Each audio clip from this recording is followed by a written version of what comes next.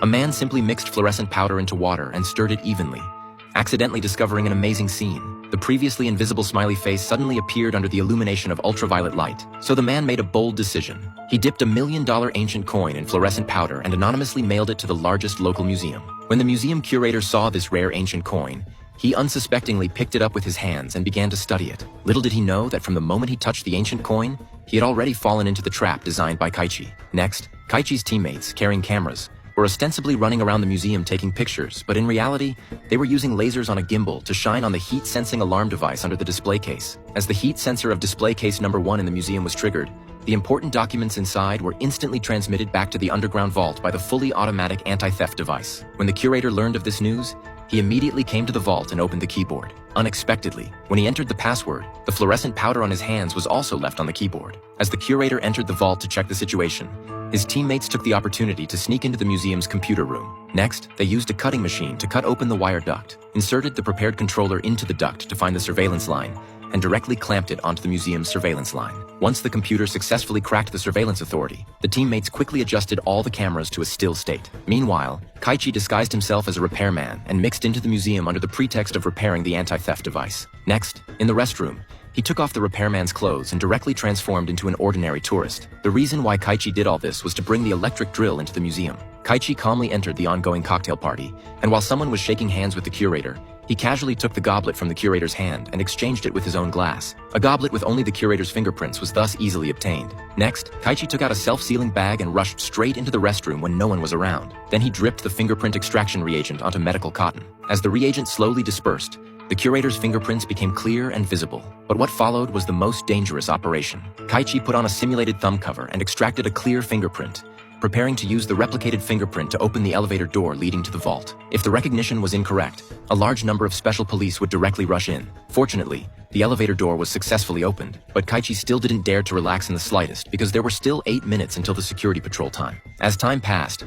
Kaichi finally used the ultraviolet lamp to see the letters on the keyboard. After his teammates learned the letters on the keyboard, they used a computer to crack the correct sequence of the vault password. As Kaichi entered the password, the 10-ton vault door was successfully opened. But just as Kaichi was about to steal the rare Declaration of Independence, his teammates monitoring outside suddenly lost the signal. The sudden, unexpected event caught both of them off guard. Moreover, there were too many screws on the frame, and Kaichi, who had no time to disassemble it, could only take it away together with the frame. But just as Kaichi was waiting for the elevator, the emergency passage opposite was suddenly forced open by someone. It turned out that these people were actually Kaichi's peers in the same trade. But unlike Kaichi, all 3 of them were carrying real guns, ready to directly snatch the Declaration of Independence from Kaichi's hands. Fortunately, the elevator arrived just in time, and Kaichi successfully hid in it. However, because there was still a shocking secret hidden on the back of the Declaration of Independence, Kaichi dismantled it in the elevator and hid it on his body. But just as Kaichi was quietly slipping out of the museum, he was unexpectedly spotted by the curator. However, what no one expected was that even when Kaichi walked out of the museum, the curator didn't stop him because he also wanted to know if there was really a treasure map on the back of the Declaration of Independence as rumored. So Kaichi took the curator to a secret base, preparing to use all the items on the table to reveal the true image of the Declaration of Independence. But even after the Declaration of Independence was completely soaked in acid water, they still didn't make any discoveries. However, Kaichi's father said they could try heating it. So Kaichi immediately heated the Declaration of Independence, and some strange characters indeed appeared. But they didn't have time to be too happy because this Declaration of Independence was stolen by them from the museum, and they had to obtain the information inside as quickly as possible. So Kaichi prepared more lemon juice to apply on the back, and then used a hairdryer to begin frantically outputting. However, after recording all the information, they discovered that these numbers were not map coordinates at all, but rather design parameters of the US dollar. So Kaichi immediately took out a dollar bill and used the watermark as a magnifying glass. As a result, he indeed found that the time on the back of the dollar bill's Independence Hall stopped at 2:22 in the afternoon, which was similar to some of the results they calculated. So Kaichi and his teammates immediately rushed to Independence Hall and quietly entered the clock tower that was not open to the public. When the clock on the Memorial Hall reached the 22-minute position, Kaichi looked down and found that the shadow of the clock tower was pointing directly at a high wall. So Kaichi quickly ran to the front of the high wall and found a red brick with a special mark. Kaichi directly used a steel knife to dig out the cement. However, after he pulled out the red brick, he found that a pair of antique double-layer glasses was hidden inside. After returning, Kaichi immediately asked his teammates to open the Declaration of Independence. Next, he put on the glasses and observed carefully. On the originally blank paper surface with the enhancement of the glasses, a 3D color picture appeared out of thin air. Moreover, by adjusting the colors on the lens, different hints would appear. But just as Kaichi discovered the location of the treasure, plainclothes special police suddenly arrested Kaichi. Next, they demanded Kaichi's cooperation to find the Declaration of Independence on the charge of stealing it. However, unexpectedly, during Kaichi's pretense of cooperation, the communication equipment of the special police suddenly suffered severe interference. Next, a sightseeing helicopter pretended to pass by Kaichi, but in reality, it was using noise as a cover.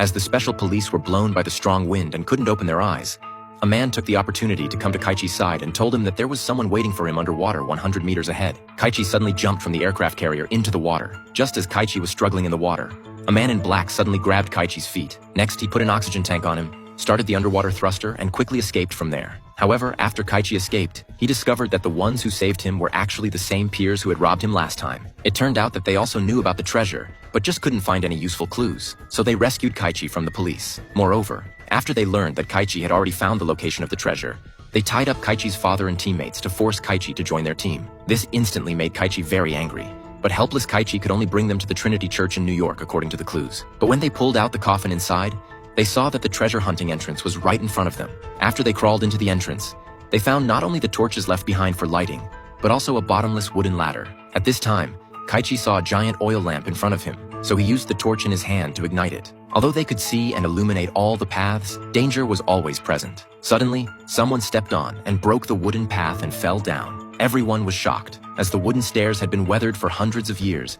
they could no longer support their weight. At the critical moment, his teammate directly jumped to the wooden ladder on the opposite side. As the collapse continued from above, they jumped into the relatively safe elevator. But when they reached the end of the tomb, they found that there were only some damaged murals here, and there was no gold and treasure as rumored. This instantly made those villainous peers very angry. Then they wanted to leave them here to starve to death because the two of them were not in the same group as Kaichi. Since the stairs had collapsed, the manual elevator became the only way out. But unexpectedly, as soon as the two people who hijacked them left halfway, Kaichi suddenly discovered a switch to a secret room.